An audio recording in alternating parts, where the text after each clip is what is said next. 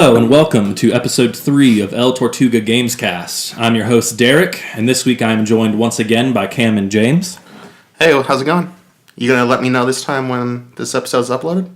I might. I'll get around to it. Yeah, eventually. I mean, I assume episode 2 is uploaded at this point, right? It is. It's there. All right. Live and ready. Yes, absolutely. Hey. As always, you can find this week's topics for discussion posted in the description below. This week, we're going to be a little heavy on Nintendo news in our post-E3 industry kind of slumber that we go through. I think after all that news gets released, things kind of slow down a little bit. Need to stick around, though. Yeah. This week, a little Nintendo heavy just with what's been going on. When I look at the major news, I think there's a lot to talk about there, and maybe not so much elsewhere. But I do want to start with what's most likely, at least right now, a non-Nintendo topic. In this week at D23, we got some more information on Kingdom Hearts 3. I think a little unexpected for me, at least. We saw that Kingdom Hearts 3 is given a release year of 2018. So previously, only a few months back, I remember comments from some of the producers on Kingdom Hearts 3 that this and the Final Fantasy VII remake were about 3 years away. So now hearing that it's 2018 is a big change for me. I was very surprised to see that. Were you guys shocked at the release being next year, possibly? Well, no, because was it at E3 or a little before E3 they released some footage? During E3 they did release some footage. So during E3 they released some footage, and it looked like it was a ready-to-go product. You know, obviously polished, I'm sure. Yeah, it looked polished is the word I wouldn't think. Yeah. Mm-hmm. But it looks polished, so 2018 doesn't shock me. Yeah, I would agree with that. It seems like it's been ready, but you just never know with Square Enix, right? Definitely. I mean, these things can take a long time to happen. You know, we saw Final Fantasy 15 as this 10-year development cycle, but I mean, if you look at Kingdom Hearts 3, Kingdom Hearts 2 released in, what did we say, 2005. 2005. Christmas 2005. Right, so by next year we'll be going on 13 years since that. Now, there have been other Kingdom Hearts games since then. They don't always go with their main numbers, but still, this is your next full sequel to, Kingdom Hearts 2, Kingdom Hearts 3. We've seen other things like Dream Drop Distance on the 3DS, for example, but this is your next true sequel in Kingdom Hearts. So what we saw, they showed off some footage from worlds we've already seen. We know that Hercules is coming back in Kingdom Hearts 3, that world. We know that we're getting some Tangled and Big Hero 6, and now for the first time we saw... Very excited about that. Big Hero 6, yeah, cool. Something Baymax. Different. Yeah. And then we also know that we are going to get Toy Story here as well. This was shown off this week at D23. I thought the way they did it was really cool, starting with some of the things we know, and then kind of cutting to the scene where suddenly they were in Andy's room, and your character was turned into a toy version of himself, kind of walking out from under Andy's bed, and it just looked awesome for me. I mean, Toy Story is still one of my favorite Disney movies, from my childhood, especially one that I have a lot of nostalgia for. So seeing the characters there, it's exciting. Not the first time that Kingdom Hearts has gone there, but cool to see it come back, PlayStation 4, that level of power and HG to it. It looked great. And we see them interact some with Buzz and Woody and then actually fighting other toys. And it was cool because everything was shrunken down, right? They're fighting toys on the ground in Andy's room. They're fighting in the bedroom, yeah. Yeah, and then they show them fighting outside, and the blades of grass are up to their hips level because they're just shrunken down toy-sized versions of themselves. So I think it's really cool. Kind of gives that extra level of wonder and escapism to it. Well, I feel like he had a giant key for a Keyblade was his weapon, so I feel like in my mind he was always shrunken down. Oh, okay. You've always pictured him as small, the key could be his weapon. I kind of agree with her, though. Keys are naturally, finger size. So. This is true. I think that's what makes his so exceptional, was my understanding. But, yes, either way now, they are definitely clearly shrunken down here, right? Not a giant compared to the world around them. Small man. Before he was scaled to the world around him, right? Now they are very small to the world around him. That's what I'm getting at. Okay, I'm not sure. I'm not debating his size overall. But I thought what I saw here looked pretty cool. I'm really surprised to see 2018 with Square Enix. I thought this was going to be a long way away. People joke about Kingdom Hearts or Final Fantasy VII Remake. Are they even going to be this generation, or is it going to be PlayStation 5, right? And I think that's still kind of how people feel about the Final Fantasy VII Remake. There's no word on when that could actually be. It just keeps getting pushed back further and further, it seems like. But hopefully 2018 for Kingdom Hearts 3 is something they stick to. I thought the game looked really good in action, looks very smooth, fun. Getting lost in these Disney worlds, it gives them so many possibilities. I mean, when you jump from Hercules to Big Hero 6 to Toy Story to Tangled to all that, I'm sure plenty of other places as well. There's going to be plenty of variety, right? Yeah, I enjoy playing through it, but I feel like it was so long ago, it makes me want to get the remastered version and do it again before it comes out. Yeah, and then for me, seeing that they kind of make this agreement with Woody that Woody and Buzz and Rex are going to work with you and they're fighting alongside you. It was cool to see. Interesting. So I'm looking forward to it. It's actually kind of convinced me that I want to probably go back and play some of the older Kingdom Hearts, and that's pretty easily accessible now. I'm looking into the Kingdom Hearts 1.5 plus 2.5 remix for PlayStation 4, so a collection of some of these older Kingdom Hearts games, namely 1 and 2 and some others thrown in. So maybe a big time sink, but I'm thinking about going back to it. It's been a long time since I've had my hands on these games, so going into 3, it'd be nice to get a little refresher, I think, beforehand. So smart by Square Enix to make those available. Yeah, I actually never played the original Kingdom Hearts. I kind of just... They looked interesting, I'm a big Final Fantasy fan. Yeah. So they appealed to me, but I just never... The Disney aspect kind of... I don't want to hate on Disney because I love the movies, but just playing as Disney characters never really appealed to me for some reason. I remember when Kingdom Hearts came out back in the day, and it was kind of, I think I'd just gotten old enough to think like Disney doesn't sound that cool. So when I first heard about it, I was like, are these kids games? Which they were not. And I learned that in time, but I get what you're saying. When I first heard about it, I was like, is this a kids game? Which it's not. It's an action game, a lot going on. I never gave it its fair shot. I won't lie, but yeah, it just never appealed to me. Right, and you see, I think that's interesting you said that, because for me, the Final Fantasy side of it is kind of okay. But what excites me is the Disney side. It's the other side completely. It's switched now for me, where the Disney is the exciting part, and the Final Fantasy it's fine. Doesn't upset me, doesn't make me not like it, but the Disney is what's drawing me to it.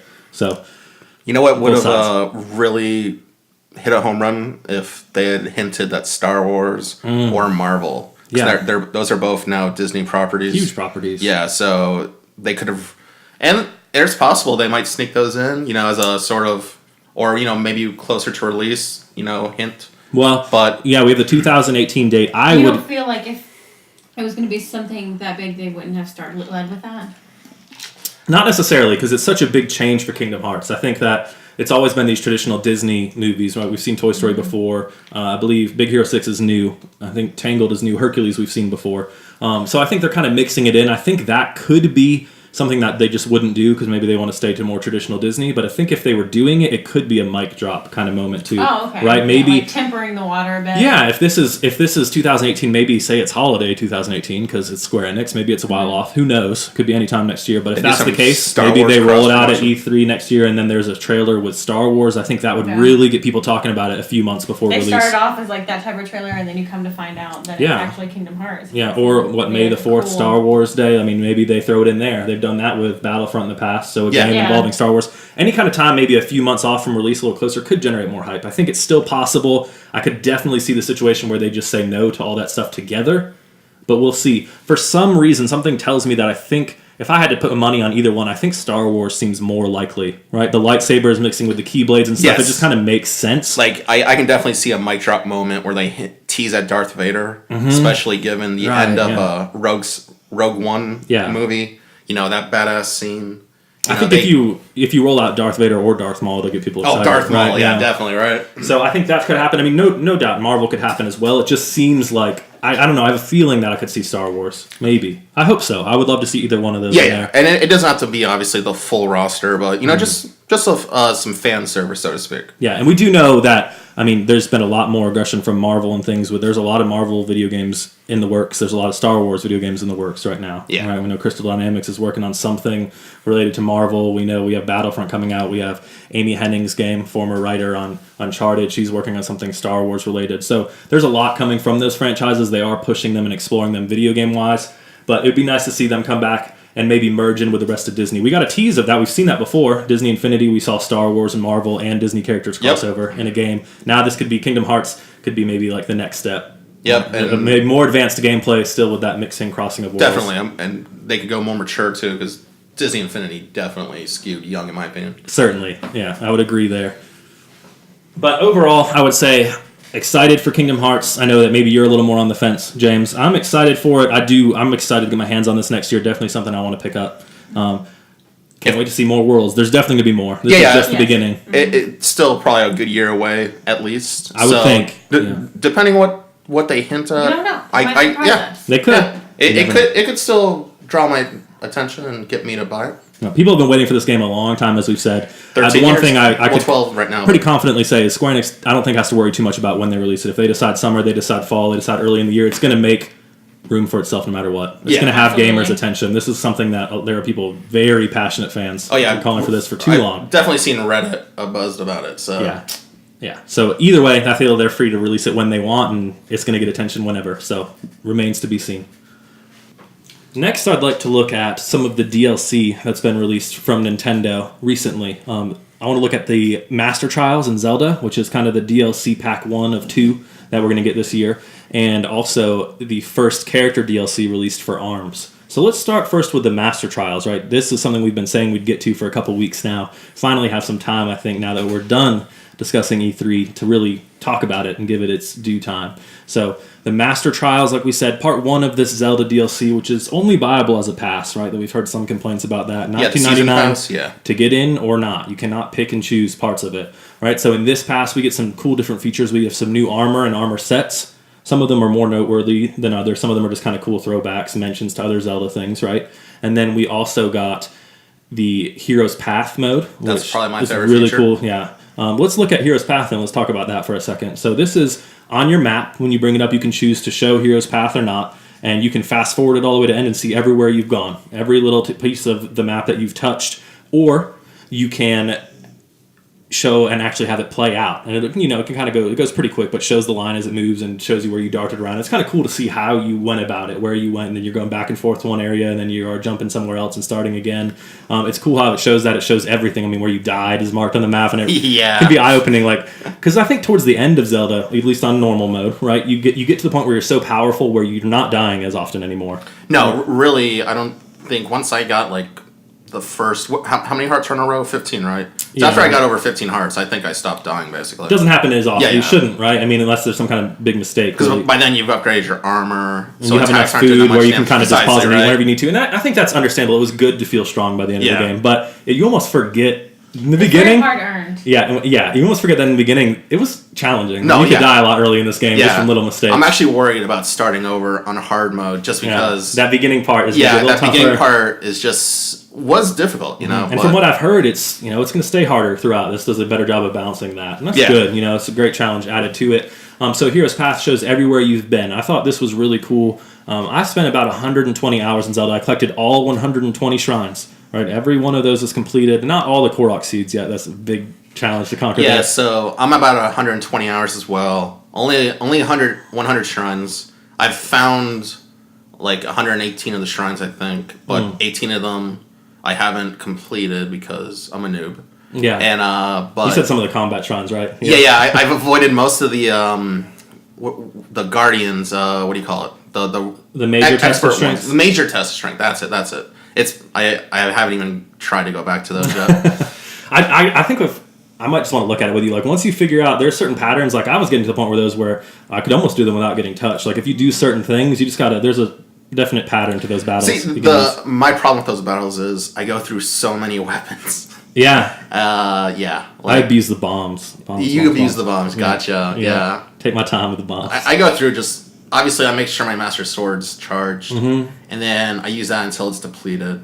But then I still I think I end up using 3 or 4 weapons. Yeah, I would. If you go Master Sword and Ancient Weapon, the Ancient Weapons last a lot longer on those. Yeah. I know you never want to use them, but Guardians are the time to use them for sure because that's when they're worth it. Yeah, so that may help you out. But my point was doing 120 shrines. I'd kind of figured, I've seen it all now, right? I've done every shrine in the game. I must have gone everywhere in the map. Then when I pulled up the Hero's Path mode, there are still huge sections that I didn't go to, right? So it kind of did push you. It does a good job of pushing you to want to play a little bit more. I thought I wasn't going to really dive too much into Zelda again until the second DLC pack, the story mode. But I was like, I want to check out the Trial of the Sword and then maybe find some of the armor, and that's kind of it. But it has pushed me to look around more, and there are these big things I didn't discover. Not shrines, but there's a lot going on. Definitely Korok seeds, definitely some other interesting things, locations for powerful weapons and stuff. How many Korok seeds are you at? Because I'm only around 200, a little over 200. I'm at about 4 for the Korok seeds. Yeah, which sounds good, but it's not even halfway. No, not even halfway, right? Yeah. So, but looking at Hero's Path,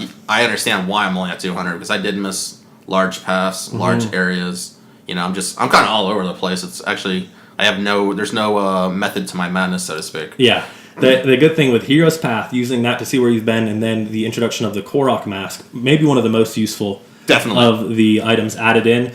that's going to help a lot, right? Because you can use the Korok Mask, you'll start shaking if you're in an area, and then use Hero's Path to make sure you go through every area and just figure them out one by one. It makes it seem a lot more obtainable. Where before 900, I was like, if you're not going to use a guide, I mean, you're going to spend how many hours you can spend just wandering. At one point, when you get to 890, where are you going to find these last 10 Korok seeds, right? So that kind of was why I never even considered it. But now it's a little more like seems obtainable, which I think is great. What do you get again for finding all 900? It's like a golden poop, right? It is, yeah. So maybe you can't be in it for the reward. You got to be in it for the check of completion. That's all. If you don't go at it for the reward. Possible spoilers, but I think a lot of people have seen that by now. All right. Oh yeah. But fair enough. Some of the other equipment they added is interesting. They have the Phantom armor, which I like a lot. No, yeah, it's definitely the coolest looking. Cool. Yeah. The Majora's Mask, I've heard, is incredibly helpful if you are going about hard mode to help you get started, because it acts like the monster masks that stop them from attacking you, and it's obtainable pretty early in the game. So I've heard that if you're having trouble with the fighting in hard mode, it can kind of allow you to sneak around and get to some shrines and power up a little bit just by wearing Majora's Mask a lot. You have the travel medallion, which I think is cool. If you want to go back to one area that there's not a shrine, you can warp there automatically. So some cool items that are being added to it. The biggest piece of content here surely feels like the Trial of the Sword, right? You have your 3 levels of trials, maybe 13 or 15 stages each where you're going through. They're combat trials, right? And you have to clear out the room and then move on. You are very limited. You takes away all your armor, all your weapons. You don't have access to your food that you had before, and you only get very small amounts of food when you're in.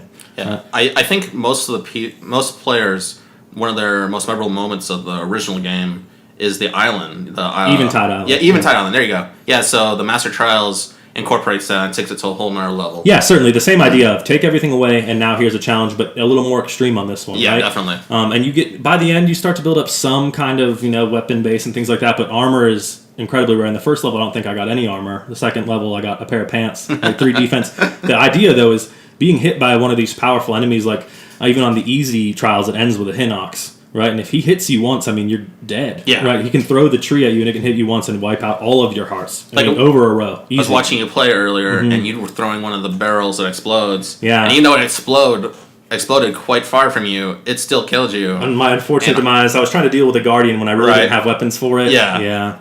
That was a little unfortunate. It was pretty far into the middle trials at that point. With some of those dark stages, I thought that was surprising me. That caught me off guard. I was just going through, and then suddenly the pitch black stages, and you can't really see the enemies. I was like, wow, that really ups it. It combines that one island where it's so dark with all the trees. Oh, the trial, Eventide Islands. Mm-hmm. The one shrine. It was a shrine trial. So those two concepts together, it is pretty difficult. And fighting some of the Lizalfos and things like there is a challenge, but really enjoyable. I like it. It's a survival aspect. It gives you a different take to Zelda. You just feel like you're trying to survive. Yeah. And the great thing about Breath of the Wild is you find yourself discovering new things. I put 120 hours and I'm discovering new things because this trial is pushing me to, right? The food is so limited, and I was like, I cooked everything I had. The only thing left in my stash was some lumber. There's trees all over, and I would blow them up using my bombs, of course, because I can't even waste the axe on it, right? So then I put the lumber in the cooking pot just to see, and it produces rock hard food, right? Precisely. I didn't even know that. No, the whole 120 hours. Who thinks to try eating wood, right? Yeah, cooked wood, but it refills 1/4 of a heart. But I'd see myself with 20 pieces of lumber, and I'll cook every single one down. I'll get a couple hearts out of this if I need to, right? So spending all the time, it seems worth it. You just really are stretched thin. And then in the medium trials, there's the gusts of wind everywhere, so you can kind of float around with your paraglider. And they have, if you remember from certain shrines and things, there's those wood platforms with a chest really high up in the air that you have to shoot with a fire arrow or something to make it drop down. Yeah. And supplies limited. I had a couple fire arrows, but I'm like, I don't want to use it on that. So I found myself just hovering in front of it when a bokoblin had fire arrows and getting him to shoot at me and then trying to move out of the way. Yeah, that's creative. So he would hit it and drop it down, right? Nice. Just so and it worked out. So different things like that it's cool what the game can push you to do when you just you're not used to having nothing again. And I think that's one of the coolest aspects of Breath of the Wild, though, is just, I think we talked about this maybe in one of the earlier episodes, but like how there's just so many different ways you can complete a puzzle, so to speak, in the game. It pushes for that discovery. Speed of discovery is alive and well. Yeah. And it's great. It does. So much can happen with the physics of the game and all of that. Very, very cool on that. I'm still working on the trials. I've made it through those first 2. I've got to do the end trials still as well. But you get a little bit of power boost for your Master Sword every time, and then eventually can have your sword charged up all the time. So cool. I think a lot of people wanted that from the beginning with the Master Sword. So I think a lot of people were shocked. I know I was, when it's like, wait, you only get like 30 strikes, and then it's depleted. Yeah, it feels a little weird to go back and like try to power up my Master Sword now, and I've already beat it. But I can see when I do decide, I think with the DLC, I'm going to decide to replay everything on hard mode at some point. It'll be cool to have this there as, hey, even if I can't make it through all the trials, make it through those beginning trials, get 10 more damage on my Master Sword. Any little thing will help. Oh, yeah. Right? So I think that I will find myself doing that. And that second replay, it's going to be so awesome to have these things there from the beginning. Yeah, I think Hero's Path from the beginning, right? I mean, right. Yeah, absolutely. So I'm excited for that. I think it'll change the way I play once again. Right, so I'll probably wait until the second DLC to start over, and of course I will set it to hard mode, which it'll probably take me forever. But remember, the second DLC is supposed to take place after the end of the story, so I don't know. I think I'll probably do that first. For me, I'll probably do that first, and then maybe go back. I'm one of those people who like when I'm binge watching a TV show, and when the new season comes out, okay, I'll rewatch the first few seasons. So I have a similar concept with this. I'm gonna replay story mode, and then continue the story mode with the second DLC. Yeah, I can see that be a very smooth way to go through it. I like that idea too. One thing I want to say before, just to kind of connect it to the ARMS DLC, is the different approaches being used by Nintendo here. I think in recent years, Nintendo's gotten the reputation of doing DLC really well. People thought, Mario Kart 8 is always talked about as the DLC that was offered there was such a great value. You got all these tracks and characters and vehicles at a great price, right? And now the Zelda DLC, I think right now, a lot of people are happy with it, but I think there are those who feel like it's not worth it, and it's not fair for them to make you pay for a hard mode, or they shouldn't have to pay for Hero's Path. If it can track your hours from before you bought the DLC, it should just track them anyways, and you should be able to see that. It should be a free update. I get that argument. I do. I mean, Hero's Path, if they were just doing that on their own, I think it would have been free if there was no other DLC. Hard mode could be free. I think that's possible. Now, this is a little different than your typical hard mode. They added some extra things, right? It's not just, hey, the enemies hit harder now and they have more health. There's more to it than that. Yeah. So I get where Nintendo's coming from also, but for me, I don't get the complaint I see so much of, I'm not going to pay $20 for hard mode, right? Where that's not what they're asking you to do. This is $20, yes, hard mode is a part of it, but it's Hero's Path, it's hard mode, it's the Trial of the Sword, it's the upcoming story DLC. Even they give you a couple little things, just if you bought it day one, just because you bought the DLC, hey, we'll give you a couple extra chests in the Great Plateau, you get the Switch shirt. I know those are not, on its own, that's not worth anything, but as part of a package, I think we're looking at what I think is going to be a good deal. I do not imagine that Nintendo is going to release this story DLC for Zelda at the end of the year and it's going to be some hour-long thing. If it's Zelda, I have a good feeling about it. In fact, I'll be very disappointed if it's only an hour. If you can beat it in an hour, it's going to be like, wow. I don't think it's possible. Even we saw Speed, like the first person to beat the Trial of the Sword, it took them 4 hours to get through. Even this, which they're not pitching as the biggest part. Right? So I would be surprised, but it remains to be seen. I just think people are judging it a little early. I think the narrative around it might change once it's revealed what the story is, what the story DLC is. Maybe people's opinions will be better. My advice then is, if you're not sure, just wait and see what the story DLC is. Yes. Right? I think that's the approach you're taking, right? You can't judge it till it's done. No, precisely. Right? So we'll see. But on that note, the ARMS DLC, and on the other hand, is taking more of that Splatoon approach, where it's just, hey, we're going to give you free content to this game, for the next year or whatever they decide, free updates, adding in things. We got our first major drop in ARMS. So I just wanted to comment on that real quick, actually. So, with ARMS, it's a new IP. So I think they kind of have to release the DLC as free. But with Zelda, everybody, Breath of the Wild is one of the most critically acclaimed games of the year. Everybody's loving it. Of course, everybody's going to buy the DLC. It's so with ARMS though. I think they kind of had to release it for free. I get what you're saying, and I heard people say that a lot about Splatoon 1 is make it free so that it'll just help promote this game and make it bigger and people care more about it, keep the conversation going about Splatoon, and it did, right? And I think that's true. It definitely helps a new IP, but now we see they're doing it again with Splatoon 2, right? And maybe the argument could be they don't need to now, it's established, but I think even more so than the new IP or along with it, Nintendo sees the idea that these games like ARMS and Splatoon that are multiplayer focused online, if you release new maps, or a new character, or new guns, or arms, the gloves and arms, and then say, hey, only 50% of our player base has it, then there's problems with balance and everyone feeling the same online. And you also alienate some players when they're like, well, I can't afford that right now, and so all these other players are playing with the cool new features, and I can't. Yeah. It kind of puts a sour taste in your mouth. I mean, when I've played Call of Duties in the past and a new DLC comes out, if I bought it, then I can play it, or if I didn't, they have two different playlists for people who own DLC and people who don't. So it does, segregate your player base, and that can be a problem. So I think it's smart. I think another layer to that is that, hey, these are the multiplayer-focused games, so the DLC content is free, and it keeps people playing our multiplayer games for a longer time, certainly, right? And I was surprised by the first round of Splatoon DLC. Now, it's Max Brass is the character we got. And now, if anyone who's played through the tournament mode of ARMS knows that Max Brass was the final challenge. You fought against him. He was the reigning ARMS champion. You had to take him down, right? So, right when I saw that, well, this is going to be the first character. It's kind of, it feels like not a surprise, right? You get that. And I remember they announced that he was going to be the first character at E3 before the game was out. But even before that in trailers, there have been little clips of Max Brass and people were seeing him. So you had an idea this is probably going to be the first one. Yeah. So maybe that took some excitement away there on not feeling like brand new. I think I would have been more excited if like, hey, we just showed you this character for the first time. It's out in a couple days. That would be a little more exciting. But what made Max Brass so cool for me is that I didn't even consider they launched Max Brass and, hey, here are 3 brand new gloves to the game. Yeah, I think that was the coolest part for me is the new gloves. Yeah, which if you can unlock for any character in ARMS, it gives you something else to strive for, and it doesn't hurt that these arms are quite powerful. Yeah. For Max Brass. Right now we have 3. We have the Nade and the Roaster, which are typical boxing gloves. The Nade has a delayed explosion, the explosive type of glove. The Roaster is a flame glove. But rather than the red flame, it's a purple flame. It's a little more powerful, extra damage. I think it's like 10 more damage when charged up than the flame.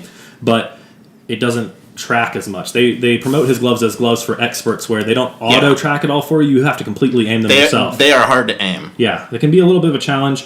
And then the Kablammer, which is the hammer type weapon that explodes. I love that name. That one's really cool. Yeah, the Kablammer explosion hammer. We've seen some before, like the Whammer before, right? Now this is a different version of that in ARMS. All 3 of these gloves, I think, are quite powerful. Yes, you have to aim them a little bit more, but I've noticed, in particular, the Roaster. Like, I'm seeing people online just hook up 2 Roasters and go to town because the damage is so high. Yeah, I remember when I came over, I originally chose the Nader and Kablammer. Yeah. And you were telling me, I think you're going to try the Roaster because that's what everybody's using. Yeah, it's the hot ticket right now. If you haven't caught on to that, you may want to try it out. Maybe not. Maybe you don't like Max Brass so much, but if you can unlock that for your go-to, this seems to be quite the powerful glove. I just can't aim, though. So I know I was playing Max Brass the whole time we were playing it, but I'm not sure if I'm going to stick with him just because I can't aim. Yeah. I can't aim. Yeah, or maybe you just need to unlock a different glove for him. Something, Yeah. I don't want to take too much away from him. I think his character design is cool. I like that his definitely. arms are like championship belts, stretching out. I just like the faster characters a little bit more. I know you do. I'm all about the more agile. You're always dodging me. Yeah, he's not my cup of tea, but I think he's cool. I'm excited to see where they go next. I want even more characters for ARMS. Like we said before, it's a strong point of this game is the character. Yeah, and I feel like once they really flesh out their character roster, this will definitely be a great fighting game. No. Curious to see how many more characters there will be. I have no idea, right? I could see there could be maybe 2 more total, or maybe there will be 4 or 5. I have no idea where they'll go with this. So maybe it depends how high the retention rate is. I mean, like, it'd be awesome if they maybe trickle out a couple more free DLC, but then maybe, like, they have, like, a 3 or 4 combo pack, where they do charge, that $7.99, $9.99 or whatever. Remains to be seen. Yeah. I have no idea, but it's cool to see that we got this drop that made the new level playable all the time, 3 new gloves, and Max Brass all the time. It's enough content to be exciting. Yeah. Just the character alone would have been like, maybe I tried it out for a couple minutes, but it didn't feel like it changed anything. This, with the new gloves, like you said, had an impact on the online ARMS competitive nature, right? Like, this has kind of changed the balance of what's good, and people are rethinking, hey, what's the best strategy? It's cool to see them mix it up like that. Definitely adds life to it. So, 2 different examples of DLC. Obviously, I think people are going to be more in favor of the ARMS free DLC nature, but like we said, I think a big part of that is the new IP and the online nature of the game. Yes. Is what it dictates what the DLC should be, right? They didn't add a story mode to ARMS for free, and I don't think they would, right? Or any story content like that. I think people would love to see story content in it, but if that did get added, I don't think it would be free. It'd be like the Zelda, right? So it's just different kinds of content. So that's important to keep in mind. Next, I'd like to take a second to talk about our impressions on 3 demos that Nintendo gave us access to over the past week or so. We've seen 1 demo, which was Splatoon on the Switch, and then 2 different demos, which we'll get to after on the 3DS, right? Both for games that are coming up soon. Splatoon is a week out. Our 3DS demos are for games that are about 2 weeks out from the time they release them. Let's talk about Splatoon. We saw the Splatfest World Premiere. Ice Cream won, but only because it was more popular. Yeah, we saw the competition between Ice Cream and Cake for our first Splatfest 3 hours that they opened up this gameplay to. I got to check out about 2 hours of it. I didn't get to play the whole time, but I felt like I got a good bit of matches in on it. I enjoyed a lot what I saw from Splatoon 2. We did see, as you see, Ice Cream come out on top. The gameplay numbers were very close. They were actually tied 1-1 for their points, how they work after that versus solo play and party mode if you're partying up, one side, one each.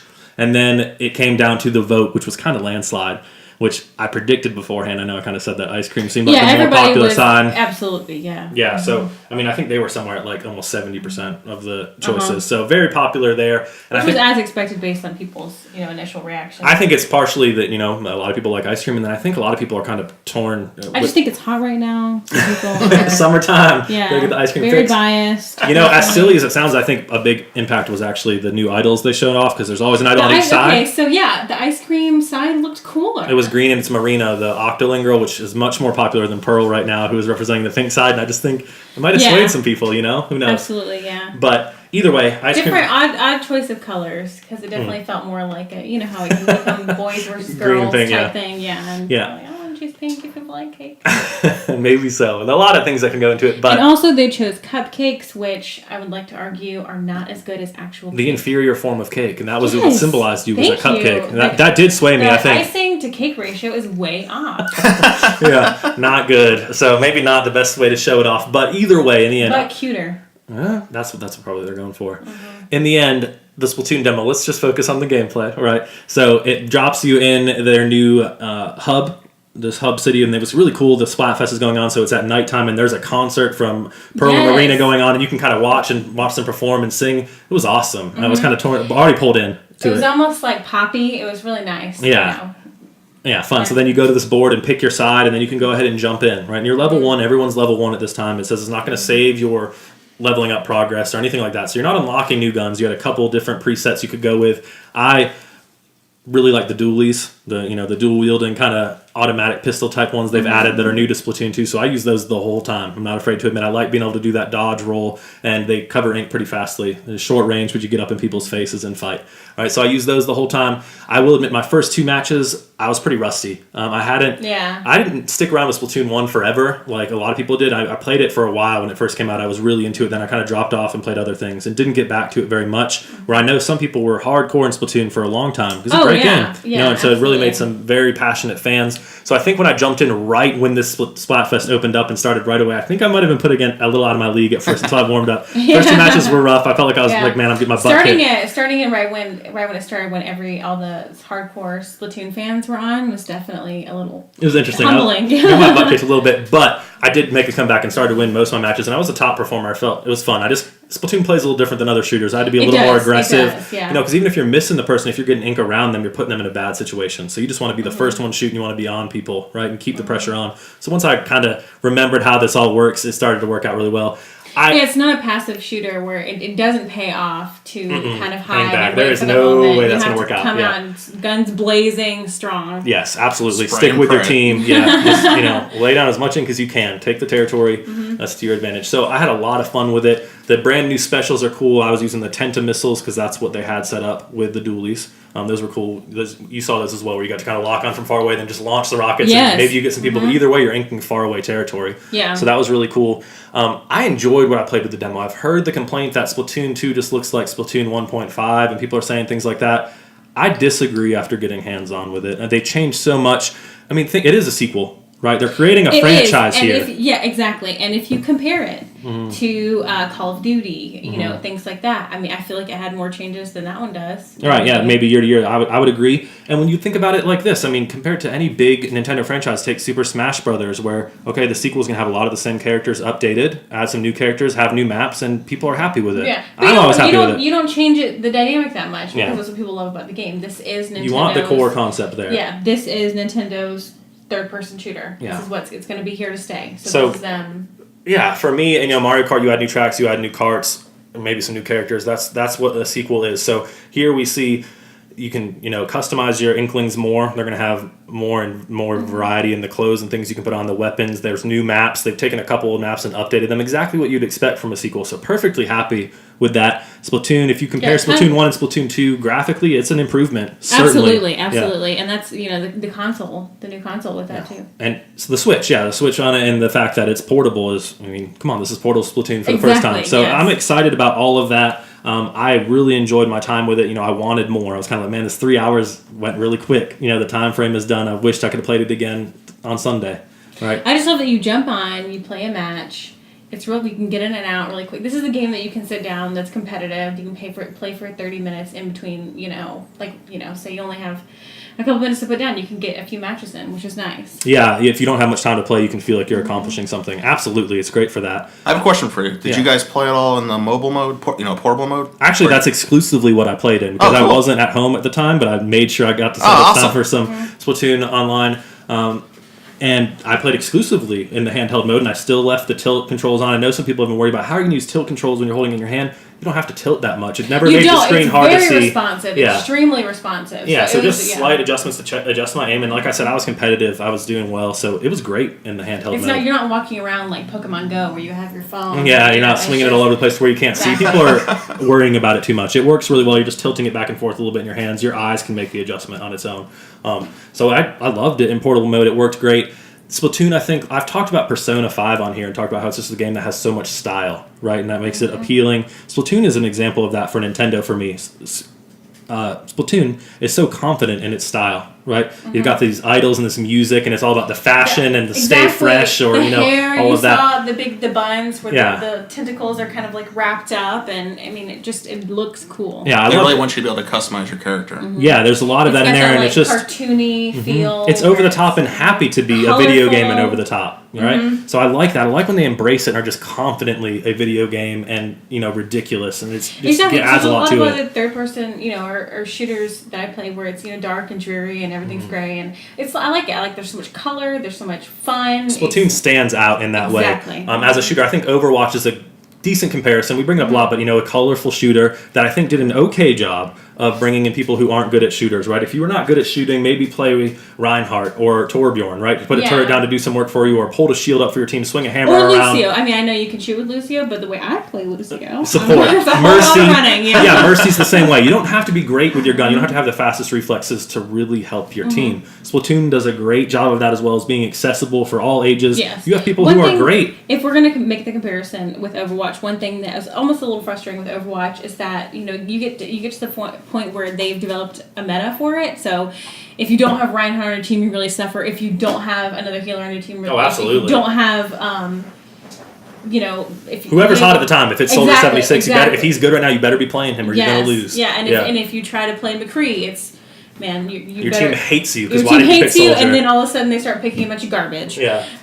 So I mean, it's not like that. You have so many different options of guns and so many different ways to play and different ways that you can curate your team based on your skills that will make you successful. Yeah, the two things I wanted to point out are, like the roller. You don't have to be able to shoot at all. No, you can just paint the world. You can run people over. You can kind of throw paint, flick paint off of it to try to get people from a distance. But even if you're not good at that, paint as much territory as you can, sneak up on some people, roll over them. But that can still help your team win. You could have the biggest impact by the end if you sneak past the enemy team and just paint a bunch of territory. Remember, that's how you win in Splatoon. So I think the fact that they designed it not to be about, hey, how many people are you going to take out? Yes, exactly. It's not person versus person. It's more like strategy and territory versus territory, which is nice. Taking out an enemy, inking another squid can give you an advantage because they take it. The respawn time is it's kind of lengthy in Splatoon. It feels like you're out for a second. Take care of that area. I remember when I was playing Splatoon 1, I not the best at first person shooters, so I spent most of my time just trying to cover area, and obviously there's strategy to killing the other team.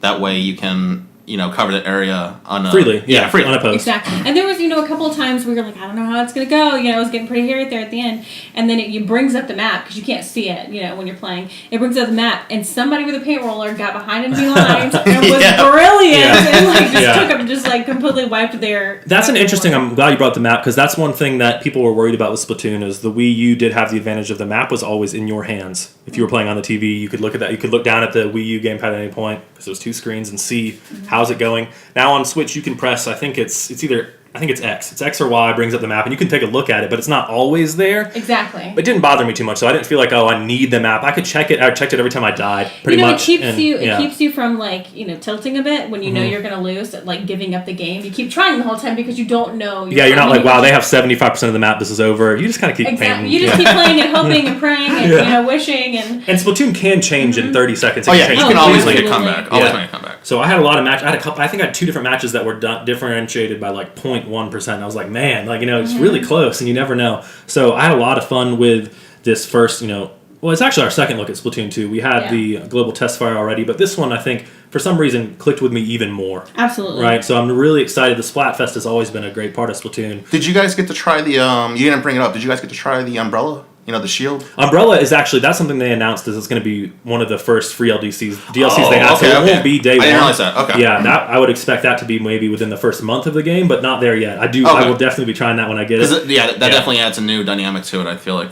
Yeah, no, that one wasn't there. They had like the normal splatter shot. They had one of the snipers. They had the roller, and they had the dualies. Those were the options. Yeah, but that will be added soon. So that's the one I'm looking forward to from their free DLC plan.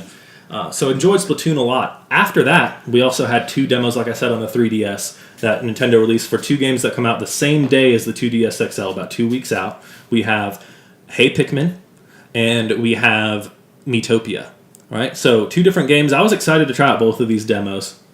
You know, initially, Pikmin was the one I was more excited about because I'm a huge fan of the Pikmin series, right? Pikmin 1, Pikmin 2, Pikmin 3. Pikmin 3 on Wii U, I thought is one of the strongest, the best games on Wii U to this day. Right, and then Miitopia, I was like, this seems kind of quirky and weird, and I wasn't really sure where I was sitting on it. I've heard some positive impressions from people that have demoed it, and I was just wanted to check it out for myself. Let's start with Hey Pikmin. Right, this one is adapting Pikmin to the mobile, 3DS for the first time. There's always been, on your home consoles, never been on the portable before, and changing up the formula pretty drastically. Yeah, right? Pikmin's always been this huge management of this large force in this 3D world and going around and collecting. Obviously, they did not see that as something they could do on the 3DS. I've heard Nintendo talk about this issue for a couple of years of what do we do with Pikmin on 3DS? How would we make it work? Right? And we've gone back to this old school style of 3DS where you use both screens as gameplay and you're actually primarily on the bottom touch screen. Right? And there are things going on in the top screen as well. And that's an idea we used to see them use a lot with the DS, 3DS, but it's kind of been not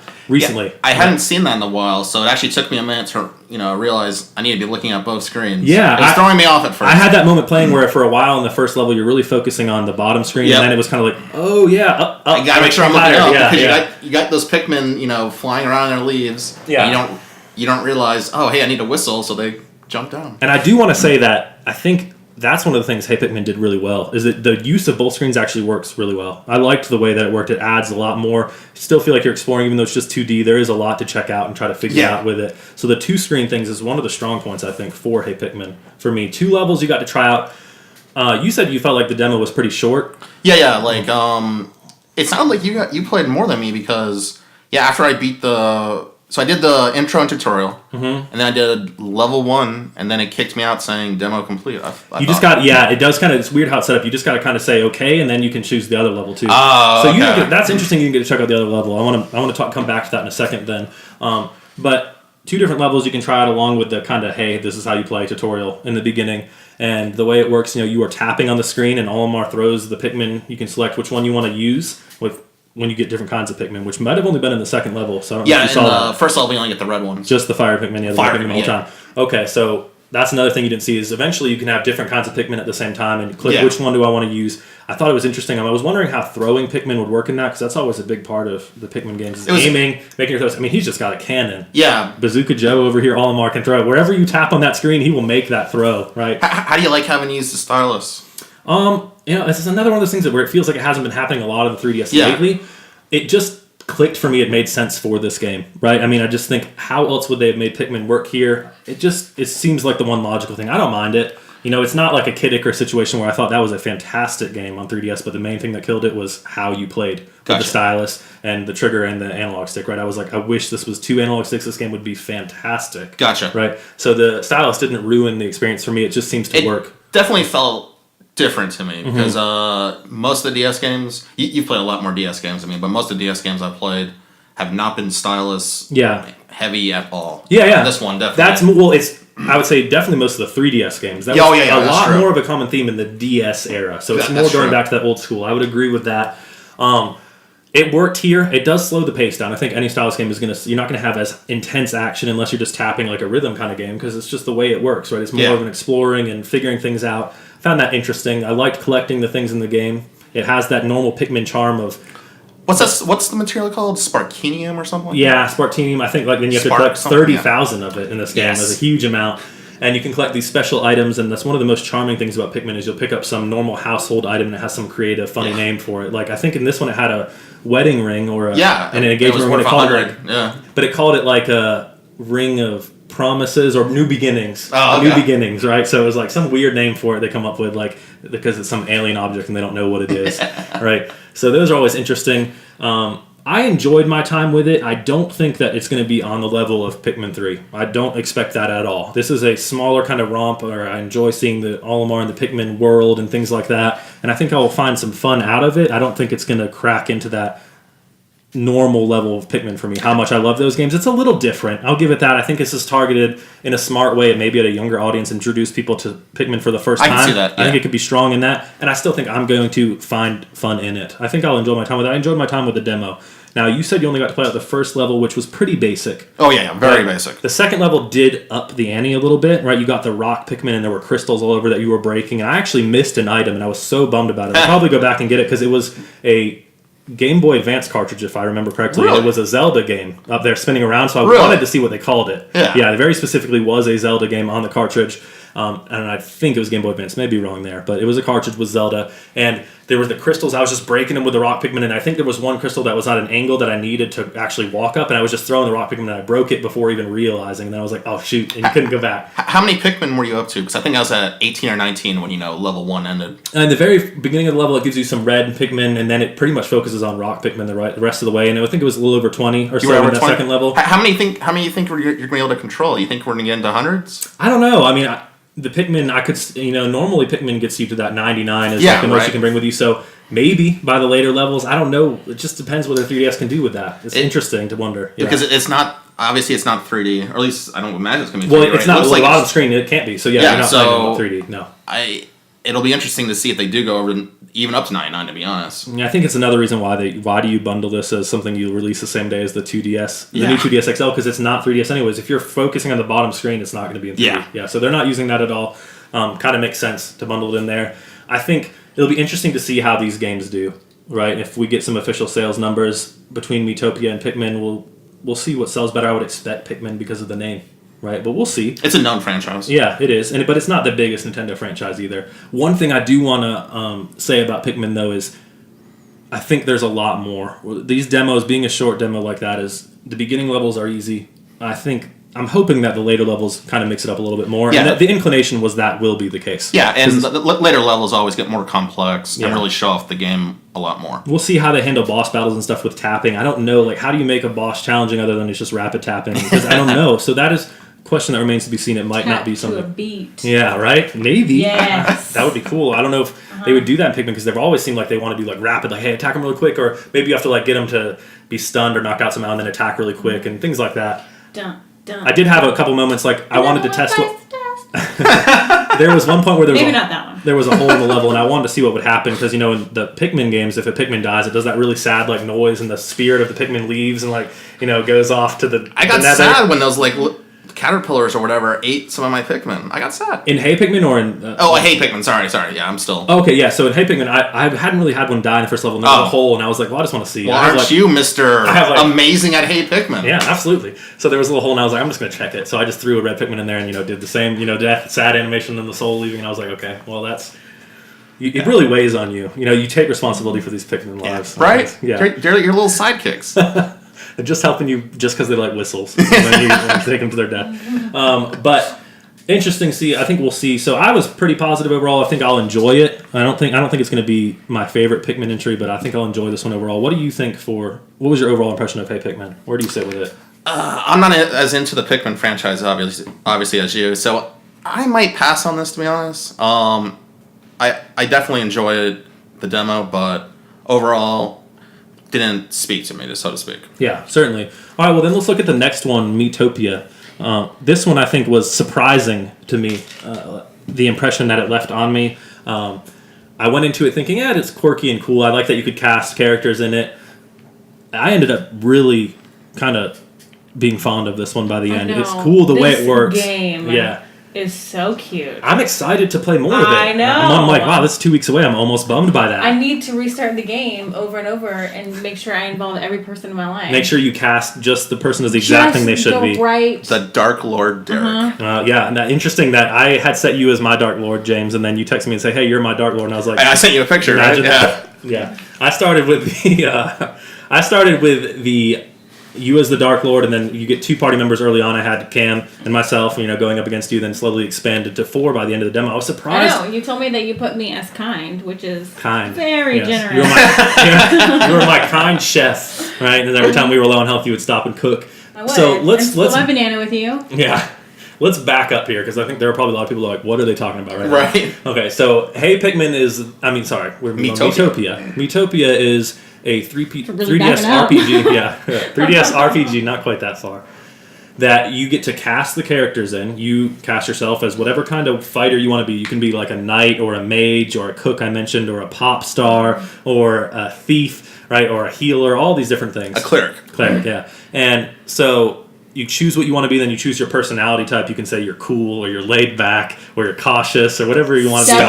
Stubborn, and it changes what your abilities, your little perks in the game are, right? Like stubborn people don't want to die; they'll survive with 1 health. Or your cool people will like get critical hits more because they're just awesome when they're attacking. They look good. They kind of show off. Your laid back people occasionally focus and do a bonus damage, critical hit damage or something. Yeah, so you get to cast not only your characters and the villain, but you get to cast everyone in the town. And I was like, I don't have this many Miis on my 3DS. I was like, this is gonna be a pain to sit here and make them all. I didn't realize that you could just go in and pick a Mii that people have submitted from online and cast them. So I had my town, the sarcastic guy in town who's kind of mean to you is Iron Man, and he looks just like Iron Man. And Batman's at the front door, and there's always I had Olimar from Pikmin. Someone admitted Olimar, put him as the mayor. So you can do some really funny things with that. It was funny. In the first town, the little kid was definitely a grown man. Yeah, in mine, he had facial hair and everything. And I'm like, I was so confused. Yeah, because he's one of the little kid from mine was one of the ones I left as what it had. If you don't go in and choose yourself, it'll just put things. The first time you walk in, they just have decided things, but you can change them all in the town after. And it had, I don't know if you've ever seen online, but not Link, but they have Lonk. And it was this famous kind of weird looking face, and they made him as the kid, and it was just so perfect. So I left him as the kid, and then I put someone had one that looked like Nurse Joy as the mom, and it was so funny that she was so concerned about Lonk. No, Lonk, his face is taken. Right? So it was really funny to me. I had to leave that one. That one cracked me up. But as you're going through the adventure, just so much charm in this. You stay at these hotels, and you can decide to stay, or your inns, decide to stay in the same room as someone and increase your charm or your relationship with that person, and they become more trusting of you or closer. And I felt like it was trying to ship me and Alex together. Yeah? Yeah. Well, if you chose to put yourselves in the same room, you're orchestrating this show, Jim. I thought filling the heart was a good thing, but after I saw us holding hands and sleeping together, I was a little I need to put a stop to that. Dreams revealed. In case anyone is wondering, you get to choose yourself. Yeah. So choose your own adventure, James. Yeah, but I thought it interesting. I was just partied up with Cam. I had me in there at first, and you stay together, and then it'll start doing funny things as they progress and become more caring for each other. It'll be as I go to attack, it'll be pause and be hey, showing off for Cam, and you do a little extra damage, right? Or different things, or after Cam would attack, you'd be you praised Cam, and then she's in high spirits, so she's stronger for the next couple rounds. So I make a phenomenal omelet. Right, really funny how it impacts the battle. I also really like the idea that you only control your character, and then everyone else has kind of a mind of their own in battle. I didn't like that. Yeah. Well, maybe it's just because I'm not used to it. It's the same charm versus frustrating thing where you're yeah, I mean, maybe in harder battles it could get to the point where you're come on, I need you to do this. Yeah. Precisely. But at this point, it's not really been hard, right? You're kind of just going through it. But it does add so much to that. It's funny, right? What these characters decide to do. So much in the air, you know, where it's not just how well you perform. It's Well, I remember if you choose somebody to be stubborn, what kind of crap are they gonna throw your way? Yeah. You mentioned that you one of your friends' Miis was your mage. And the mage obviously provides the nuke damage. Mm-hmm. So your mage Mii wasn't... Exactly. It decides when it's going to attack. Yeah, and that can really mess up your game plan. Yeah, I had to think about that more after. I made myself the knight because I was this is the standard character. I want to be that. And I'm happy with that choice, but I did have a mage in my party also. And they were laid back in nature, so sometimes they would decide they would attack with a big spell and do a lot of damage when the character only had like 1 health left, and I was like, they didn't need to do that, right? Or then sometimes you're starting this big battle against a boss, because there are a couple like mini bosses in this demo, and it would just run up and hit it with its wand and do like 1 damage, and I was like, now is not the time, you know? But it kind of makes it funnier at the same time. I really enjoyed it in the end. I also found it funny that when the only way to upgrade your items in the inns is someone will say, hey, your Mii will want something. They'll say, I want to go buy a banana. Or they'll say, I want to go buy a new armor or a new weapon. And you say, okay, I'll give you the 200 gold for that armor. Go buy it. And then they go away, and most of the time they come back and say, I got it. And then my brother, I had cast him as part of my party, and the first thing he says is he wants the sword. I was like, here's the money. Oh, he goes yeah, away. which is just... Yeah, I know. I was like, this is real world. He Just comes like back with you, like a candy Aaron. instead, and he's like, sorry, I bought a candy instead. Hey, Like, Aaron, what you doing? the candies don't cost that much. Yeah. Right? So Where's my change? like with the rest of the game, they just kind of have a will of their own. And, you know, the next time we stopped, he wanted that armor again. I gave him another chance, and he did it that time. Right? So it's just funny. Like, it doesn't always go as planned. One thing that surprised Does that affect me... your relationship? Like, does it give you, like, little hearts? It didn't do any... I never saw anything yet. -3 because he... Yeah. I hadn't seen anything yet that was negative relationships, but at one point we were staying at a hotel, and it just gave an opportunity, like a little symbol will come up where you can click on it and see what your characters are doing, a special interaction. And right after he joined, it's like we sat down in this room and we're like, hey, let's build up our bods as tough as we are, you know? And so they like sit down and do sit-ups forever, and they're like doing sit-ups and talking about how awesome it is, and like then their bond went up a ton. As right? tough as we are buff? Is that I think that's might have been like that. Yeah. Or as buff as we are tough, they want to equal their with that. One thing that surprised me with it, I do want to give a call out to also, was I didn't even really think about amiibo integration with this, but it has great amiibo integration. I came, it gave the chance to check it out eventually on the map, so I came. You run into a Nintendo fan who you can cast as whoever you want. A huge Nintendo fan, they're dressed up like Mario, and they're like, I love Nintendo, show me your amiibo characters, right? And if you do... Which is a little bit all of us. Yeah, right?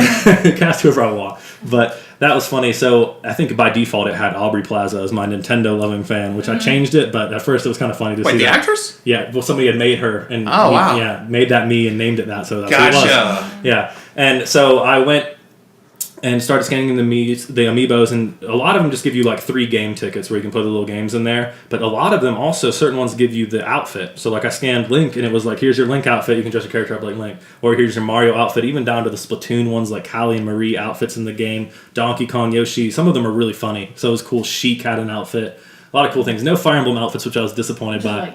Yeah, but not surprising. And then I also saw that the one that surprised me the most, I was happy to see, is there was a Metroid, a Samus outfit, and there was a Zero Suit Samus outfit. I was like, Nice. wow, they went the full distance on some of these. Yeah. So it was cool to see those. Now, they're not particularly Cool to see strong. somebody dressed up as Metroid. Yeah. Oh, no. Okay. It's cool to see someone dressed up as Samus, but either way, cool integration for the amiibo. I thought that was pretty well done. You know, deep amiibo integration. It's nice to see that in some games. So sometimes they feel like they skimp on it and just give you whatever, but this one they'd given it some thought. So cool on that part as well. Loved what I played of Miitopia. Want to play more. I think all of us, you can kind of hear there's some absolutely. excitement This behind is the it. stuff that Nintendo does where I'm just like, yes! Yeah. And, Like, you know, I this have... is so cute. And I Yeah. can play it so many times, you know, and it's just, it's funny and it makes you laugh and it's quirky and, you know, because you set, like for you set your brother as somebody who is... He was a thief. A thief Yeah. who was stubborn, and the fact that he went and bought this candy instead of this, just like something that he would do. Right. You know? So I it's liked like- that, and that cracked me up too. The thief, just as they're walking in on the missions, he shows them walking past, and like our characters are walking normal right up, and then he's like hunched over, like sneaking around everywhere just because he's a thief the whole time. So Yeah, I found it's just that so funny interesting. because it brings it to life for each person in a different way. So on the 28th, when I'm picking up the new 2DS XL, the first thing I'm popping in is Miitopia. Absolutely, For sure. yeah. It left a good impression. Like I said, I want to get my hands on this more. We'll probably pick up one copy of it, and it'll be one of those where if I see you put down your 2DS XL, I might pop out the game and start playing my own file as well. We might be Yeah. kind of passing it back and forth. Yeah, certainly. So looking forward to that one. All right, and finally, let's close out with... What have we been playing? Do do do do do do whoop. Well, all right, Cam, why don't you go first this week? I have been playing on the Nintendo Switch Kamiko. It is a 2D top-down action-adventure game with puzzle elements. People describe it as being very Zelda-esque. Zelda-esque, yeah. It's about $4.99, which is really, really, really affordable in my opinion. It's about a 3 to 4 hour long game, playing all the way through it. It is so smooth. It feels so good to play. It's very satisfying because early on in the game, you can slash through the bad guys pretty easily. So it's just this really satisfying where you just can hack through like 8 in a matter of like a couple seconds, and then they start to throw like harder stuff at you. I had a lot of fun playing it. It's a really pretty game. It moves really well. Yes, so it's retro style graphics, right? Yes. It's like it's like a 2D Zelda style, Link to the Past. Yes. Up above view camera like that, yeah. I had a lot of fun playing it. It's a relatively quick play, but it's a good story. It's fun. It's got little dungeons. I really enjoyed it. Action puzzle game in that Zelda style, like we said. Now I know there's also multiple characters in it, right? Which one did you gravitate to? I played with the sword character first. I just kind of chose the first one in line with the intent to play through with playing each of them. Yeah. So I just chose the first one that was available. One thing I really like about it, it's just kind of like a cute little thing, is that, you know, when you first start figuring out the buttons and stuff in the beginning, you don't it's not like Zelda where you kind of have to earn speedy boots.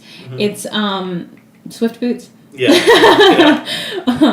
It's like you kind of like shuffle around really fast. So I thought that was kind of nice. Yeah, there's like you hold on the trigger and you can dash. Little graphics like that are just, I just find the dust really kicks cute. up. Yeah. It was interesting the thing It I thought moves so well. the thing I thought was really cool is it doesn't really try to tell you anything. It Nothing says, at hey, all. you're a priestess, you need to, restore these shrines because they're being used as like gates for, demons or yokai to like escape and attack in the real world, and it just says, okay, restore them. And Exactly. You just jump in and start figuring things out. doesn't tell you where to go or how you do it. Just go No. explore, right? And you have to find these orbs that you need to learn how to act as keys, and you take them to these pedestals. It doesn't tell you to do it. It just lets you figure it out, so it feels old school in that way. And I respected that about it. It did kind of take us a second. Like, we figured it out, but it was like, hey, what do we need to do with these? And, you pick up the orbs and you can't attack, but the enemies always respond. Yeah, so you're like running around like a chicken with your head cut off. put on your with toot the shoes. orb. Kind of skip past them. That's what we were doing. And I had fun with it. I thought it was really cool. I think the fact that they, it's a shorter game, like you said, maybe 4 hours or so to get through it your first time, maybe a little longer, but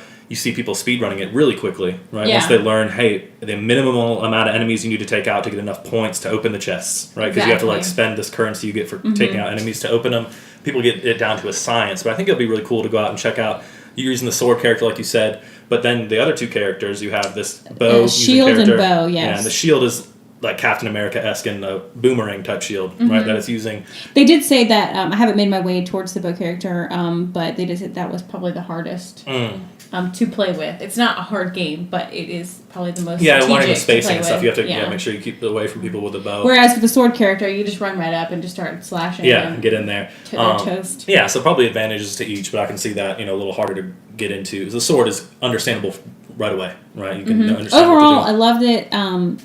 $4.99. I think that's a great deal. Great deal, I just yeah. think if you're interested in it, you should go ahead and spend that and play it. It's a good play for sure. Cool indie to check out. You can probably beat it in a day the first time, but worth coming back to. They do add some value with the different characters. Yeah. So I think it's a cool one to check out. It's been received pretty well, but probably some people who've overlooked it just because it's a simple looking game, cheap. But I think it's a good value at $4.99. Every once in a while, the games sometimes feel just right. Maybe they feel like you don't get enough, but this is definitely an example where you're getting a good amount of content for that cost. I agree. Yeah, worth looking into.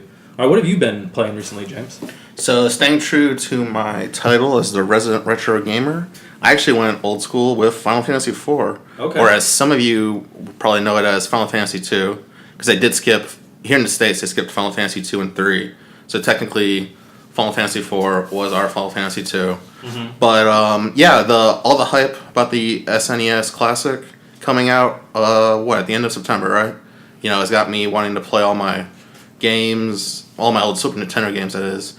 And Final Fantasy IV will not be on it, so that's definitely one I wanted to, replay, go through that story again, because I won't be playing on the SNES Classic, obviously. SNES Classic is Final Fantasy 3? Yeah, Final Fantasy 3/6, depending. Right.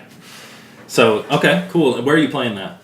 I'm playing on my Nintendo DS, actually. They updated it. Well, it probably came out like 10 years ago for Nintendo DS, or, so it's relatively old itself, but they updated the graphics, gave it more of a 3D So is feel. it a cartridge, or? Yeah, it's a cartridge, yeah. Okay, Not- DS cartridge playing on your 3DS. Yes, I got it's you. not Okay. virtual console or anything like that. So, yeah, I did go out and buy it, when I got the 3DS a long time ago. And That's how I have Chrono Trigger as well. So I was debating between playing Final Fantasy IV or Chrono Trigger, actually, surprisingly. okay. But I was like, I actually just played Chrono Trigger over Christmas. So I was like, and I'd beaten it over Christmas. So I was like, I don't need to play that again so soon.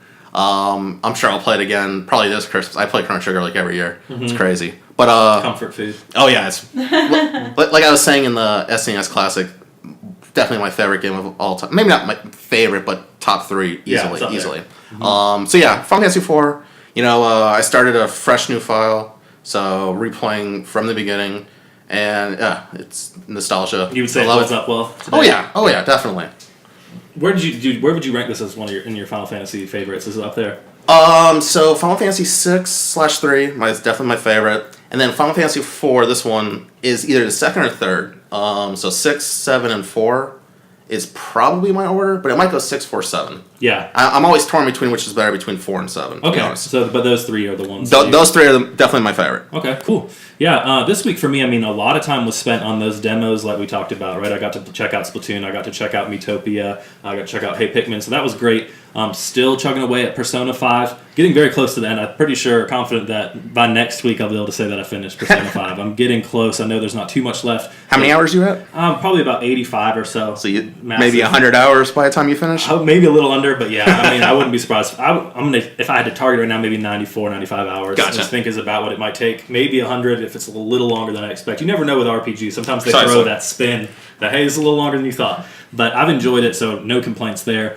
The main thing that I checked out besides that is actually I went back to a little bit older 3DS game, which was Castlevania Mirror of Fate. I believe this is 2013. I think it came out on the 3DS. I remember playing the demo for it before it came out and kind of thinking it looked pretty cool. It's action-y.